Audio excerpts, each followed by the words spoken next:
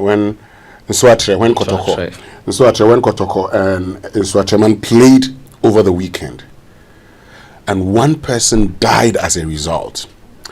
This morning, Tahiru Fentiu, the man that Raymond Akwa says does games in a suit, is in studio with us. Good morning, Fentiu. Good morning, Winston. Again. Great to have you. And we've also been joined on the phone by Hussein Adams, who's a journalist and an eyewitness of all the violence. Stephen Owusu-Bwedi, also an eyewitness, and West for Kotoko Media.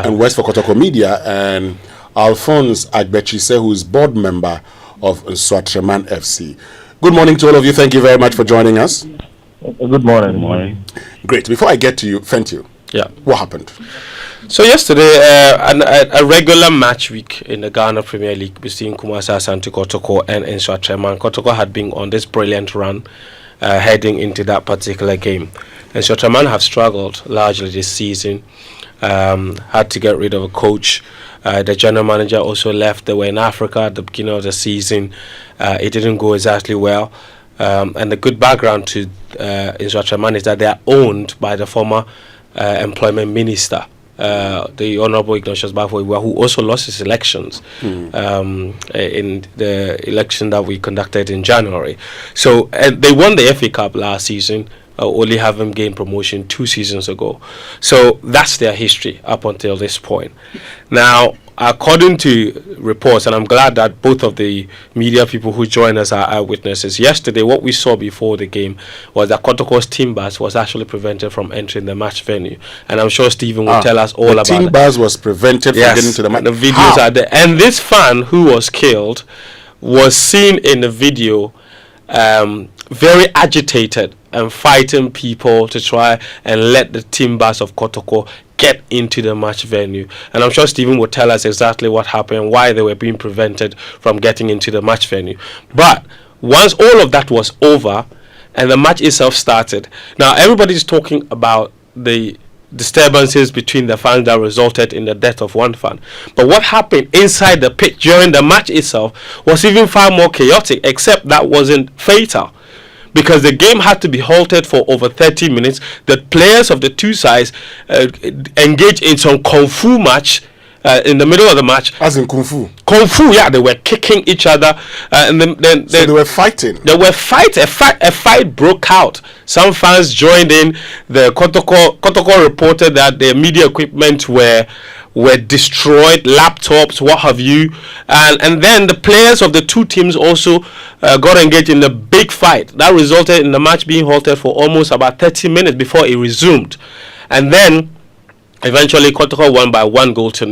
The Kotoko media stopped working and all of that, and then eventually the game ended. Kotoko lost, but moments after that we started to pick reports that this was what had happened, that a fan had been stabbed and that he had died in the stadium. Then videos emerged, and then what happened. And then the series of events that happened after that, Kotoko were the first to confirm the death of the fan, and then Nsoatreman had earlier posted at full time that the fans should relax and chill with a bottle of beer because they had won.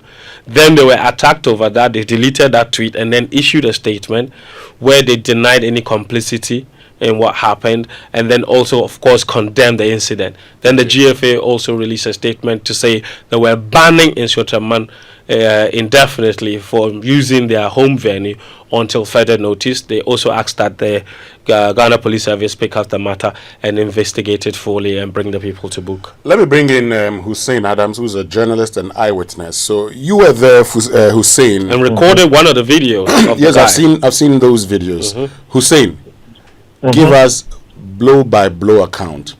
What happened yesterday? Oh, okay. So, you see, it was a usual match, as Spence said.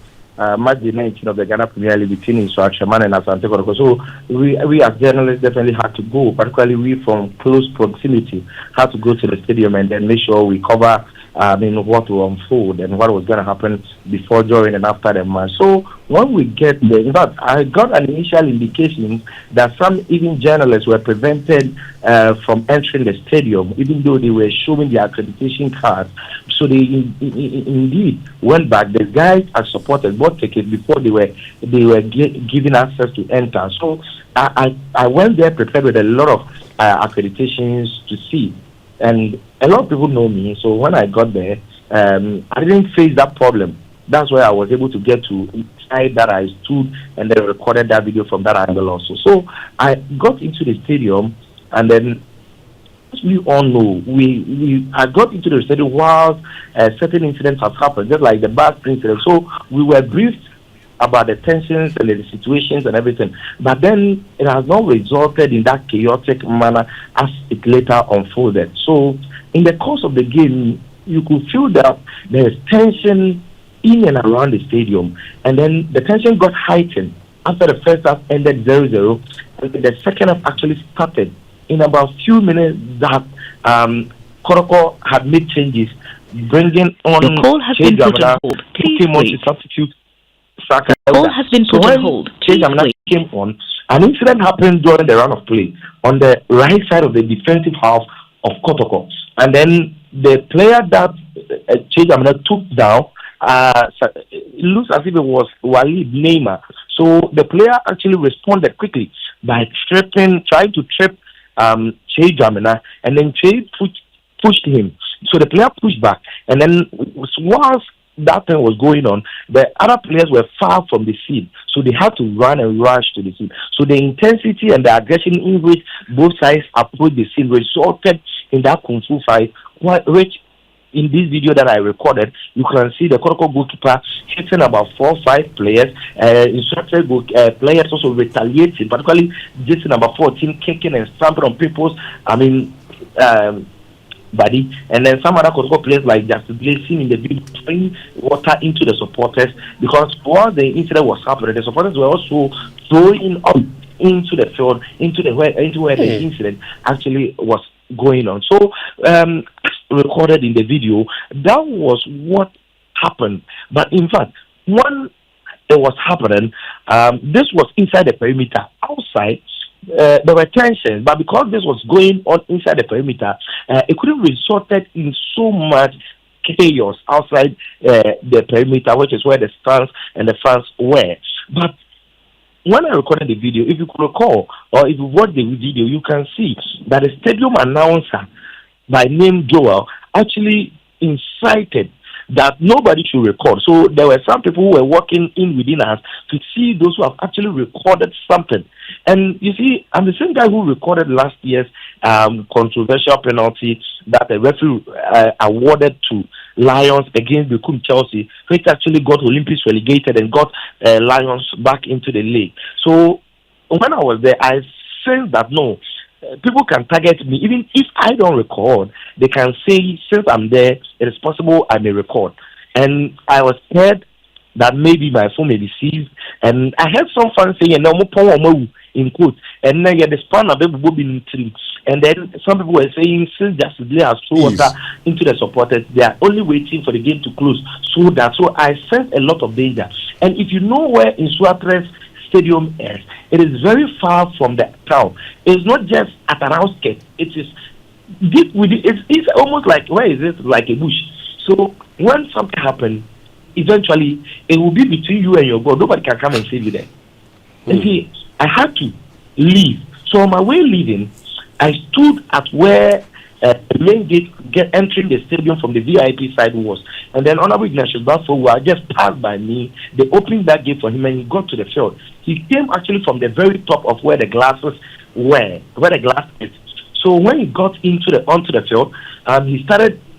He was trying to calm the situation from both sides, and again with the supporters. So I saw that, but when I turned to my opposite side, I saw Coach Kwesi Appiah, who responded with some hand gesture, and the fans who were around him stood up and were doing a gesture of no sign towards him. So I felt, because there were some rumors growing while the game was halted after that kung fu battle, that the Kotoko could actually stop playing the game. So when that thing happened and I saw that, it suggested to me that maybe Kwesi Appiah has communicated through the signal that he made onto the field that Kotoko shouldn't continue. That's why maybe the people there were saying no. But I later got to know through my investigation that Honorable Ignatius actually signaled him to step down and come onto the field with him with influence so that they can plead with both sides and calm the situation, of which those surrounding him who were protocol people prevented Kwesi Appiah from doing so. So when you say Kwesi Appiah, is it he's a board member, he's a management member for Kotoko. Okay, go ahead. So I saw Honorable Ignatius Bafwewa again raising his arm, and instead you see somebody on the field raising his arm up. Not one, not twice. It looks as if he was cheering the supporters up. I mean, for the supporters to like, he was cheering them up. So what allegedly, right? I was able to deduce or interpret from that action was maybe he wanted them to change the narrative of that chaotic scene to make it seem like, they should continue supporting as normal, as if that nothing has happened, so that they can go ahead and then continue the game. Because while he was doing that, the game was halted.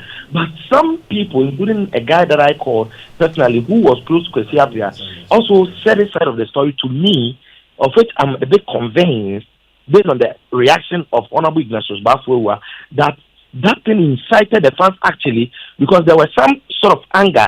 Because even though there were no fight as at the time that the Kung Fu thing was going on the field, even though the fans were not fighting, but I saw some people very angry there. And including there's one guy who has been circulating, particularly in the back video. His name is Santos, written on the back. He's wearing some Real Madrid 18 jersey. So the guy who reported even the incident to me said that guy, and I saw that guy plus some other guys, walked a certain guy out, fair-colored guy, short. They walked him out, and upon the indication while I was leaving, I saw that Hussein, maybe Hussein, before we bring Alphonse in, just help us understand. So, what actually led to the fight? What you have termed as Kung Fu? What caused this whole problem? So this is what I saw. After they took that guy out, it was reported to me that the same guys came again and took Pole out, the guy who actually kicked the bucket. So this is what we got to know when we got to the stadium, that his name was being mentioned in and around the stadium, that he's one guy they targeted, that he's been saying things that is not pleasant with them, they are not pleased with, and they don't want him to watch the game. So some sections of the fans wanted to walk him out earlier. So I saw him on my way leaving while he was standing in the midst of the Kotoko fans where they were, and when I left, the guy reported to me that the same guy that took the third guy that I saw outside were the same guy that came back, tried to pull him out, and then they eventually took him out. So they took him outside the stadium where the fans are. But the incident happened right at the gate. So the moment he got outside, the guy who stabbed him, whether he will use what machinery, what weapon, we don't know, but the guy who stabbed him was just right there. Maybe, I don't know, but the guys who took him there can actually identify who actually stabbed the guy. Okay. So, yeah, but my point is that was what actually happened. Yes, Hussein, my question is, on the field, you recorded the fight on the field. Yes. What triggered that fight between the players? It was, Kotoko are on top of the table, right? And Nsoatreman are battling for relegation. This was a home game. So there was a foul, a tackle, that Nsoatreman took an Nsoatre player down, and then he was trying to delay the process of a quick restart, because Nsoatre wanted to actually start the game quickly to make sure they can score, to try and score. So on his way 10, he was tripped. That Nsoatre guy, one of the players, tried to trip him, and then he pushed the guy. So the guy pushed him back, and then all the other players rushed to the scene. And because of the aggression and the level of speed that they came with, that also resulted to that brawl. Please hold on for me, Hussein. Now, before I get to Alphonse, Stephen, you were in the Kotoko bus, I'm sure. What happened? Why were you prevented from entering the stadium? Tell us. Well,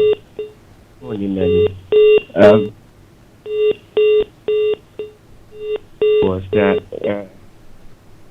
per the rules of the GFA, away teams are supposed to report at the match venue at 1:30. and that was exactly the time our Timbers arrived at the Komansa Park. So upon arrival, the guys in charge of the gate were resistant to letting us in, and our supporters who had traveled from Kumasi arrived just at that time, and they were like, you just allow the bus to enter. But the people at the gate were thinking that the supporters would want to enter the stadium via the entry point of the bus. So if you've seen the videos of the confrontation at the gate, that was the reason. And our supporters were like, just let the bus enter, and we will enter the stadium via the designated entry point for supporters. We will pay and enter.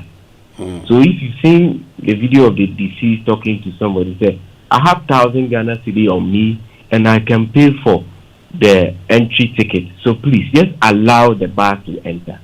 So it went on for a while until they allowed us entry with the bus. So from there, everything seemed cool. We went for the pre-match inspection and everything. Went for the warm-up, came back, and the game started. But you were asking Hussein what actually brought about the Kung Fu fight. You see, in the first half, there were incidents that some of our players, that's protocol, deserved yellow cards for their acts on the field. Some tackles deserved yellow cards. The same way Nsoatreman also deserved yellow card for some tackles. Okay. But the referee refused to caution any of such incidents. So just after the second half, before the incident which was recorded on video, Justice Blay had a headbutt from an opponent, and he got up quickly to confront the player. And the referee came in, tried to sort out things, and then he separated the two players. So just 2 minutes after that, there was a foul against Kotoko, and our player gave the ball to the opponent and requested to turn and then defend. He was hit at the back. So his colleagues saw the incident and all rushed to the scene, and they were pushing each other. But the reason that escalated was that the referee had failed to show cards in the game. So tempers were boiling at that point. Okay. And when the incident occurred, the referee took a distance from where the incident was happening. He didn't intervene. He was just there watching the players fighting, which is not right. So if he had stepped in, shown red cards to whoever deserved the red card at that point, things wouldn't have gotten to that point. And that incited the supporters, the home fans, to throw stones, bottled water, sticks onto the field. That my laptop, a fan jumped into the inner perimeter, stepped on my laptop, giving a heavy hit on my right ear. Now I'm going to the hospital because I can barely hear something. What happened to your right ear? Stephen, what happened? I was hit from behind. I was sitting down. As part of my job, I take photos, match photos. And the thing is that when the game is going on, I'm supposed to sit at the end of the opponent's goalkeeper, closer, because of action shots, celebration shots. And I was just sitting there, and I had a very heavy hit on my right cheek.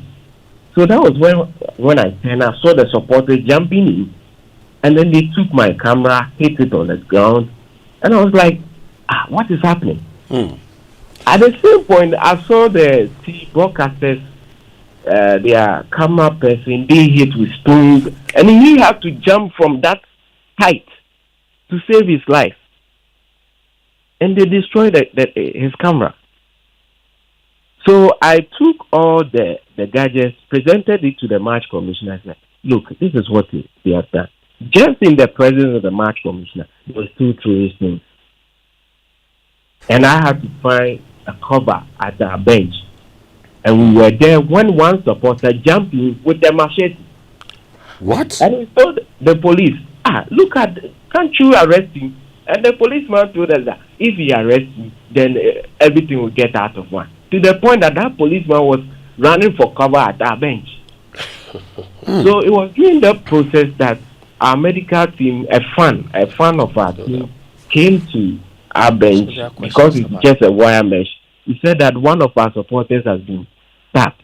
So our medical team members had to leave the pitch and go and attend to him. When they got there, this gentleman was in the pool of blood. And the ambulance there, they couldn't find the driver. They couldn't find the driver of the ambulance? Ambulance. What? So that's when, if you've seen the video, the guy is lying there. Yes, I've seen the guy lying there. I've heard people asking, where's the ambulance? Ambulance. Oh. Yes. The ambulance was there, the driver couldn't be found. Stephen, hold on 1 minute. Hold on 1 minute for me. Let me bring in Alphonse Agbechisa, who is board member of Nsoatre. So, first of all, Kotoko is entering the stadium and their vehicle is prevented. Why?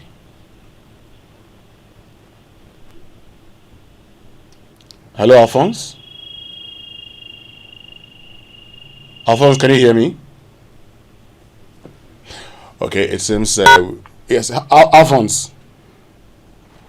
It seems we don't have Alphonse on the line. We'll try and get back to him. So let me get back to Stephen Owusu-Boadi, who is an eyewitness and also part of the Kotoko media team. So, Stephen, I am told that the players, okay, so Stephen is also not on. I'm here. Yes, Stephen, you're here, good. Yeah, so I'm told that the Kotoko players and team went to the hospital. What happened when you got there? Okay, so during the game, if you've seen the video of our goalkeeper chasing one person, yes, I saw that. That man who is a mazer for the home team came and hit the goalkeeper with a stick. So the goalkeeper was retaliating. And if you saw that video, our central defender Joseph Ablon was hit with a stone on his head. So just after the game, we were like, we wanted to go and see the gentleman.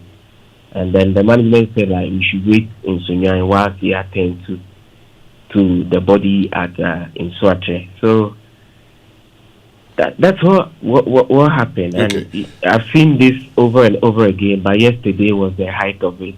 That whenever we travel to the BA side, it's always met with hostilities, things that doesn't make sense, because last year they came, they beat us in Kumasi 2-1.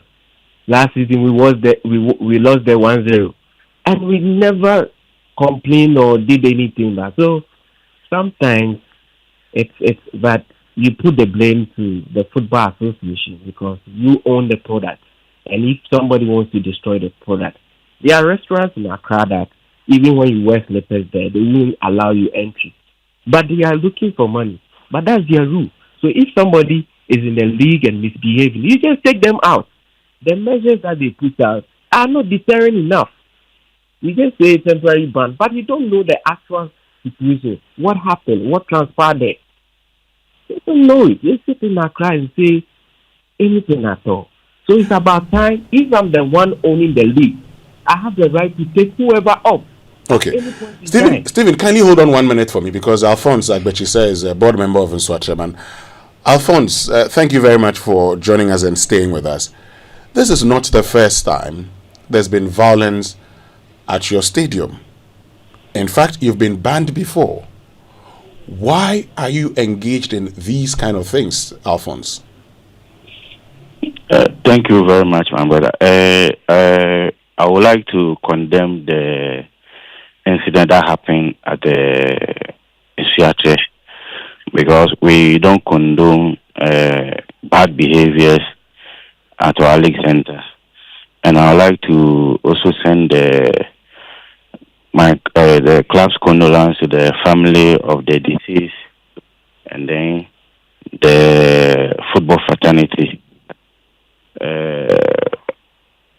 First of all, we did not prevent Kotoko Timbers from entering the safe zone, because in GFA's wisdom, they ask every club to provide a safe zone for team buses So when Kotoko bus was coming, there were some heavy bird men in another car following the bus.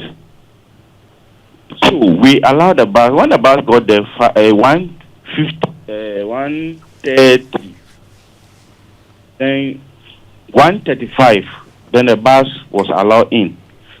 But they were followed by the heavy bird men. So I was called. When I got there, they were inside the safe zone. They wanted to enter with their car.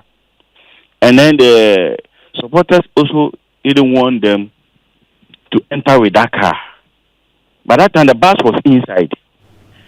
So when I got there, they said that car have to enter. Then I asked, whose car is that? They say they are stewards of the club. They are guiding the club. So I told them, we don't allow stewards to come to safe zone. It is only the team bus that have to come to the safe zone. So in my own wisdom, I told them, okay, then the people who are inside should come out so that we will allow that car to come in. It took us like 15 minutes before they will accept to come out. So they were not prevented from entering this thing. Because if you look at the video, if you watch the video critically, the bus was inside. It was inside the safe zone. Minute for me, Alphonse. Let me just do this quickly. Hold on 1 minute. Stephen. Stephen Ozubwedi, can you hear me? Yeah, please, I can hear. Is it the case that your bus was allowed in, but you were prevented from bringing a vehicle full of macho men to the stadium? That's what Alphonse alleges. We don't travel with macho men for away games, and no other vehicle apart from our bus. To some extent, the vehicle that carries administrators or board members that are allowed entry. So these people came there, and because those at the gate were resistant to allowing us entry, that was if you've gotten a video and the sound of that video, you will hear what they were talking about, that we are not here to enter via this place, but allow the bus to enter and we go and pay. So all of those people that you saw there paid and entered through the designated entry for supporters, not where you saw them.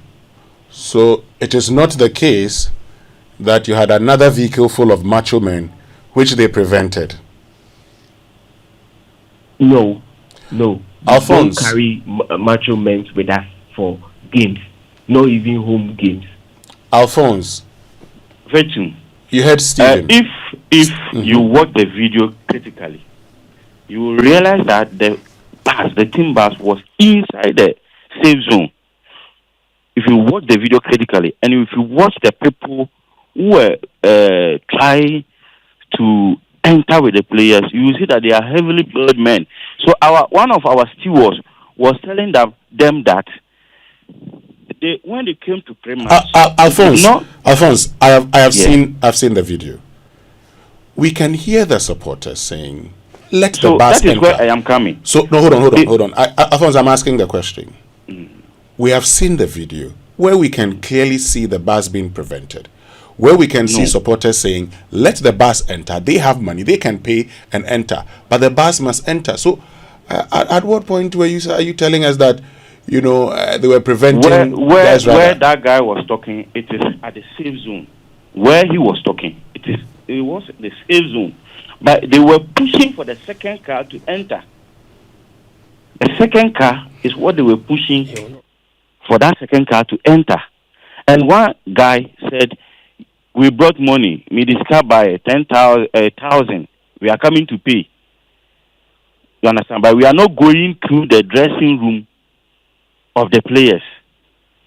And then one of our steward was telling them that when they came for training, the pre-match, they did not say they are coming with their steward. Their stewards must enter through that place.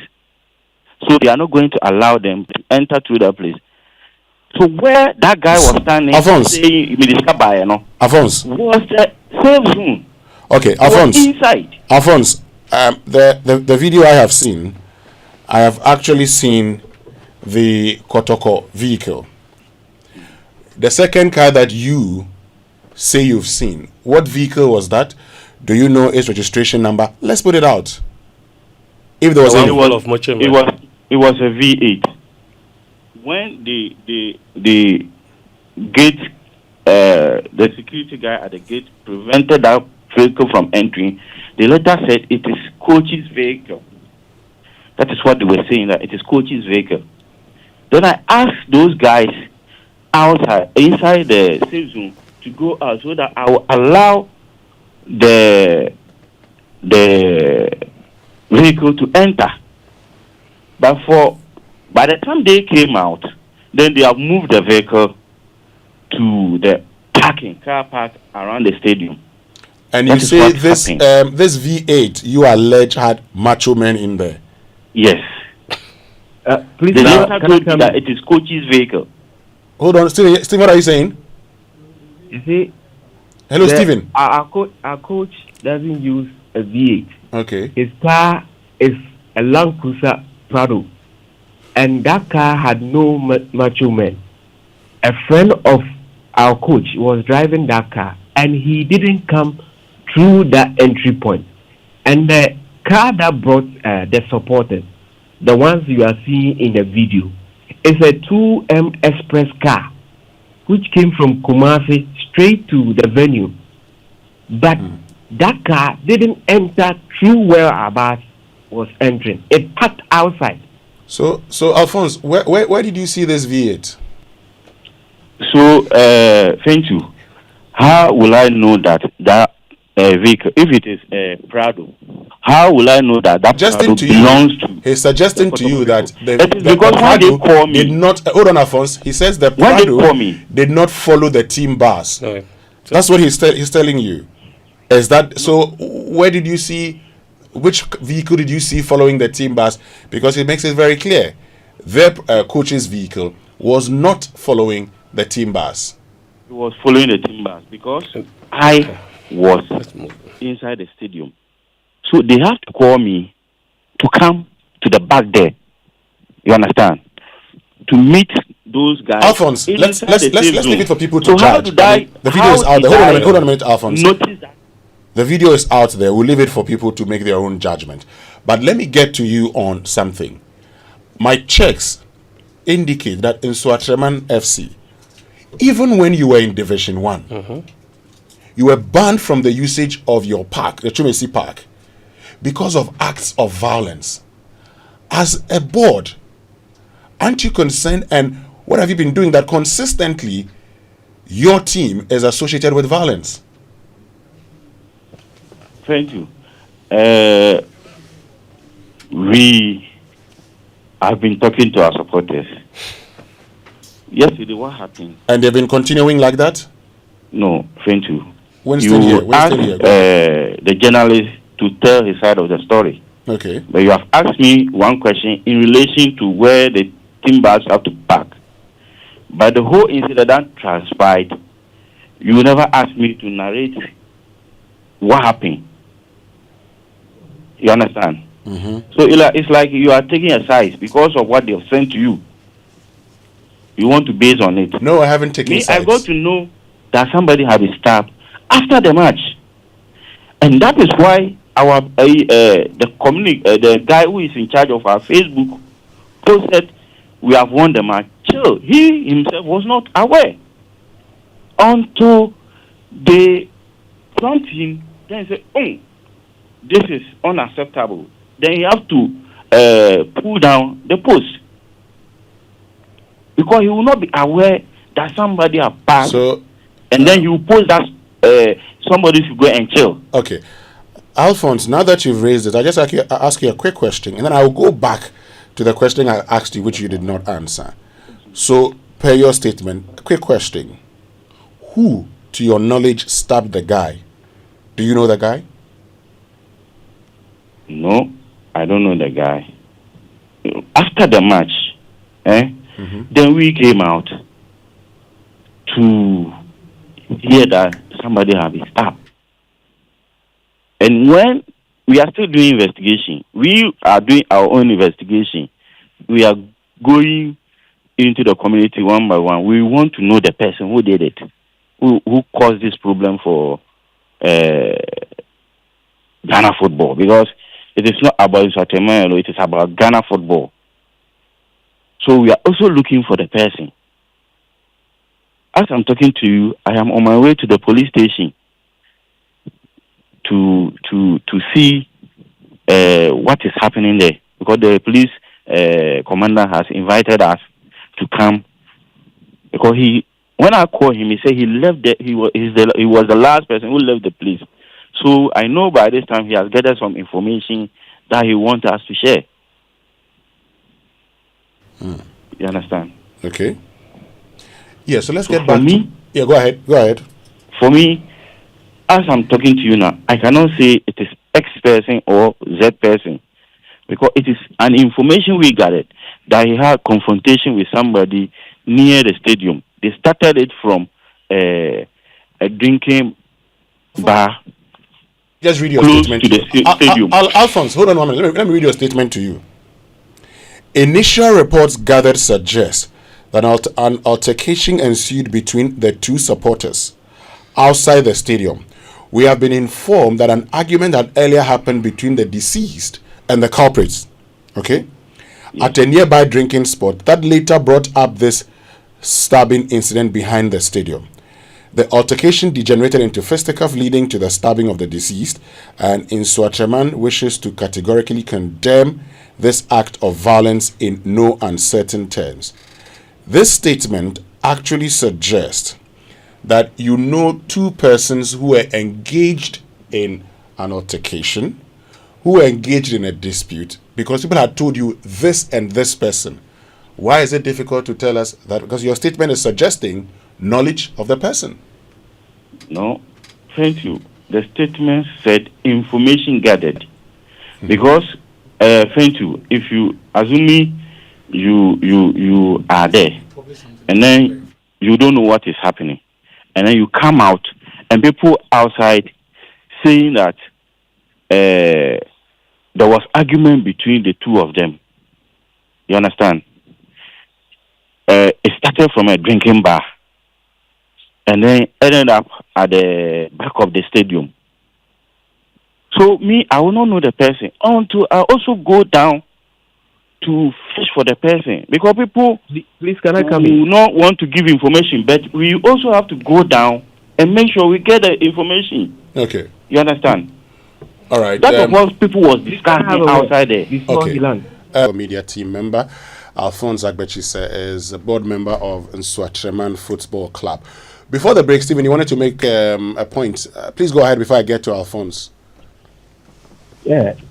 You see, yesterday they released a statement, and you were making reference to it, which they stated that our son, the deceased, had a confrontation with somebody before coming at a drinking spot.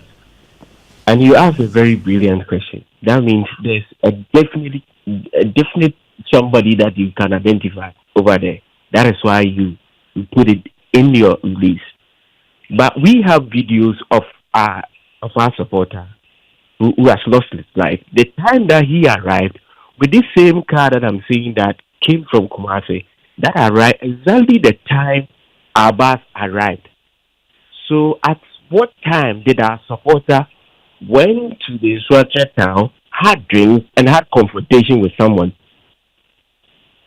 Then it led to whatever happened at the stadium. This gentleman arrived with a group of supporters who left Kumasi in the morning in the 2M Express car. And we have videos of him getting down from the car, coming to the bus to leave his bag with us. Because apparently one of our our medical member couldn't travel with us on Saturday. So he came with them, the supporters. So at the point of entry, he had to join our bus before he enters. And we have videos of that, with this gentleman walking with him, carrying his bag to our bus. So at what point did our supporter went to town to have a drink? Okay. Well, Stephen, our condolences to Kotoko and the family of the deceased. This is a situation that will continue following up. Unfortunately, we've lost Alphonse Agbechise on the line. When we raise him, we'll continue the conversation. But thank you very much for making time to join us this morning. And we wish you a speedy recovery. Okay. Thank you so much. Yeah. Thank you very much. You can't hear in one ear. That's yes. terrible, man. That's terrible. That's Stephen Owusu-Boadi, who was a member of the Kotoko media team. Raymond and Fentio, this what's happened.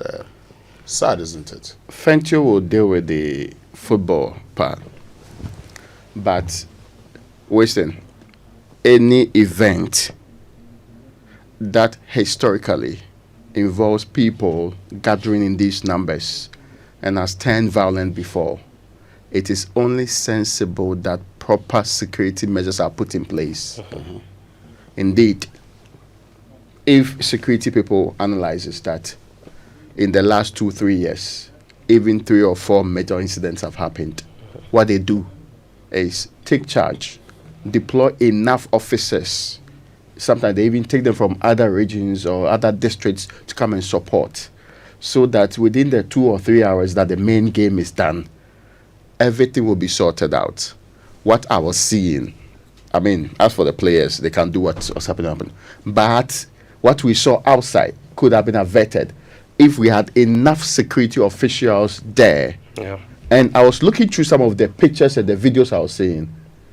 I was not seeing enough of them. Maybe, I don't know what they were wearing. And guess what, Raymond, just to help make the point that you're making, the match in question, per the security arrangements that that were supposed to have been made for the game, there were supposed to be 120 police personnel. You just made the comment that you didn't see enough policemen. And that is a question that even the FA themselves cannot answer at the moment, because they have to see the order sheet of the policemen before they can answer. But from what you're saying, it doesn't appear there were 120 policemen at that venue. But that's how many policemen were supposed to be there. Which would have said that somebody has read the history and realizes that a higher number is required on the ground, because this is Kotoko that's playing a team. Yeah. And that the numbers will follow that.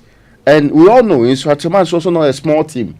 And you have there's history. Yes. So it is easy for us to conclude that with enough security men, at least, even if the brawl would happen, it would not result in the kind of incident that leads to people losing their lives, with an individual now dying.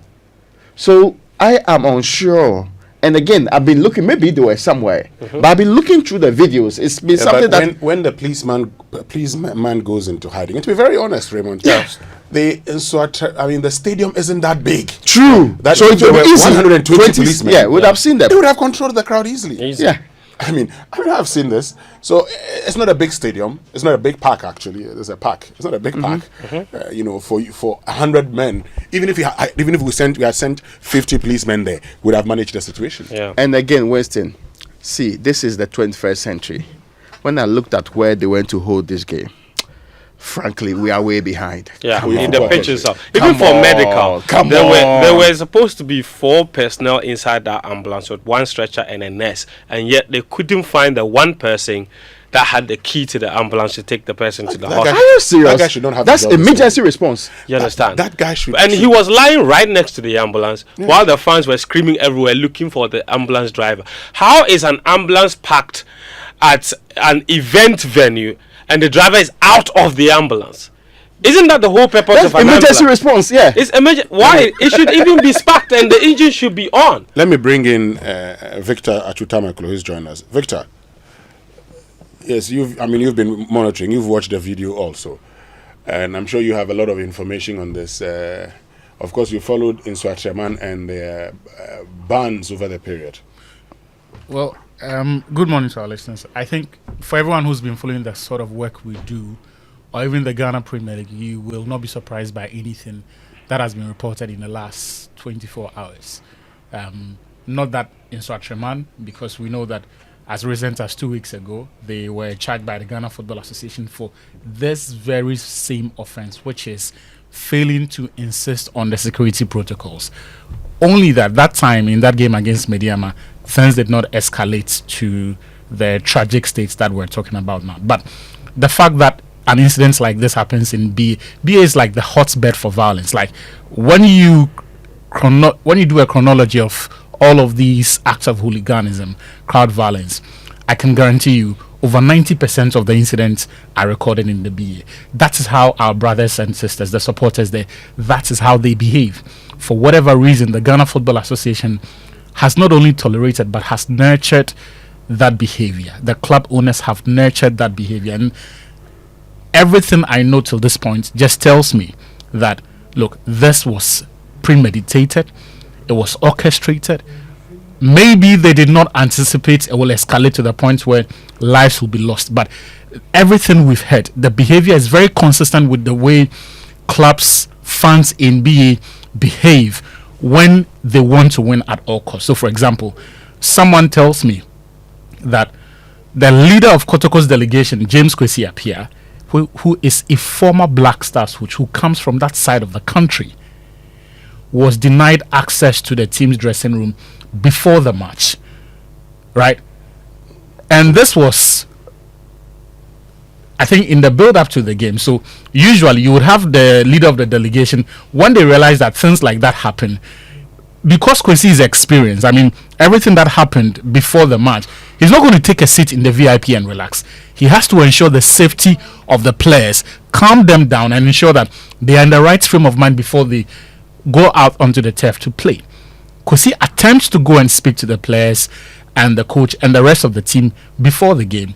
And from what eyewitnesses have told me, he was denied access and they sacked him.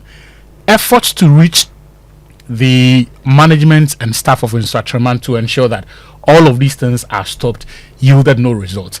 So it is as a result of this that when things escalated and the fans started misbehaving, and we then saw Ignatius Bafoiwa move onto the turf in trying to calm down the fans, and he was signaling for Kwesi Appiah to join him, Kwesi did not feel the need to. Also because these were not acts that were done by fans of Kotoko. So if you ask the leader of their delegation to come and calm the fans down, hello, these are your supporters. You are in charge of match day security. You determine the level of, or the security you put in place will determine how close they can get to the inner perimeter. Sure. To the extent that some of them could get close enough to be slapping and pelting Mohamed Kamara and other officials of Kotoko. I mean, we're told this morning that even some of the security detail for the day had to run for cover. That is not something Kwesi Appiah or any member of the Kotoko delegation could have fixed. That is why I'm saying that everything that happened, from denying the bus entry into the designated zone, from stopping the leader of Kotoko's delegation to access, everything that happened was premeditated. They just did not know that things will escalate to this point. And my biggest disappointment was the fact that we had a former Minister of State, a former MP at the heart of this. And at no point have we been told, including from the club's own accounts, that he did enough to stop this from escalating. Unfortunately, this is just another case. And for me, the timing of this means one thing. It is a test case to the new sports minister, Kofi Adams. The Ghana Football Association has shown time without number that they tolerate these things that happen, that even though they know that it predominantly happens in the Bono region, there is no strategy. They have not demonstrated a sufficient appreciation of this or a capacity to resolve it. Right? Beyond that, we also do know that an aspect of resolving this goes beyond the FA. So the FA, yes, they have to charge the players and officials who are involved, but they have to ensure that the clubs are banning the fans. They don't do that. They fail at that. But beyond that, there is an aspect of this that also that goes beyond the Ghana Football Association, which is prosecutions. In the past, what has happened is that personalities in the frame of Ignatius Bafoiwa, not him, but of a similar clout and standing in society, interfere with the process of justice. So when someone has to go to jail, I mean, football in Ghana, stadiums and parks are the only places where you can commit murder. You can take someone's life and you walk scot-free. This should not happen. So this is a test case for Mr. Kofi Adams, the new sports minister. Everything that has happened has confirmed to us that, look, the Ghana Football Association, the Ghana Police Service, they have an inexplicable inertia towards resolving these things when they happen. This time, a life has been lost. Look, 3 years ago, a Kotoko fan was stabbed in the eye. Nothing happened.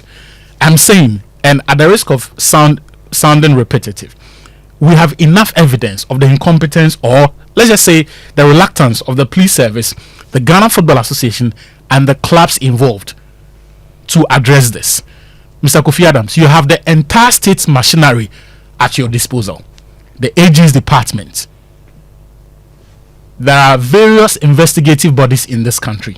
Look, if they want to fish this gentleman out, if they want to go after the directors of Nsoatreman, because they are directly responsible for how the club is run.